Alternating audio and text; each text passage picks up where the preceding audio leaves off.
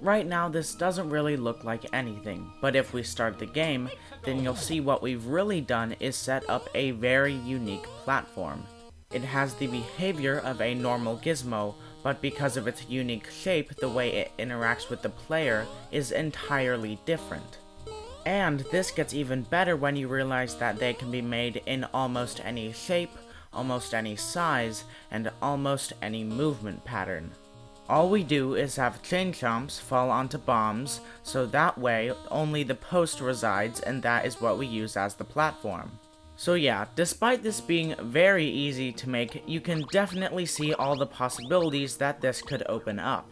And now that I have explained what this mechanic is, what it does, and how we can make it, it's time to start work on a small proof of concept level.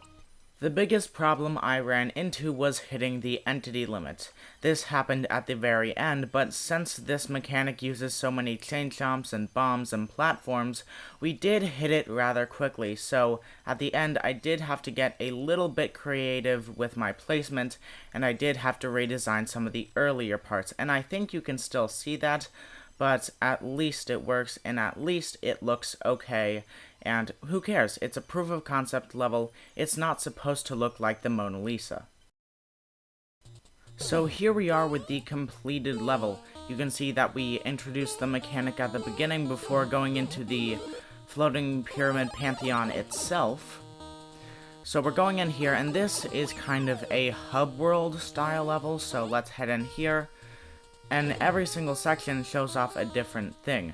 So this one is showing that you don't have to just stick to the normal format with these. You can leave some chain chomps still alive so that it adds a little bit of challenge. And those also don't have to be at the top. The chain chomps can be wherever you are. Just get creative with the bomb placement, and you can put them basically anywhere. Yeah, let's go into this next one. This one shows off how well these go with enemies on tracks. Now, these don't have to be Monty Moles. They can be basically any enemy that throws projectiles, but the reason that they work so well with tracks is because they both have basically the same movement pattern. They both go up and down, so it's hard to dodge it, and it just adds some nice symmetry to your level. If you do plan on using this, I would recommend using that as the main enemies. Just enemies on tracks would be good enemies. And now this is showing off how switching up the platform type can make things more interesting. And I did only use winged going up, but you can also do these going sideways. They just don't look as neat and tidy. So that's why I didn't use them for this proof of concept level. Oh yeah, and this checkpoint system is a good way for hub world levels that when you get a red coin, you don't immediately lose it. I've already done this area. Yeah, I accidentally went in here again, but that's okay. That is a bit of an oversight. But you know what? That's alright.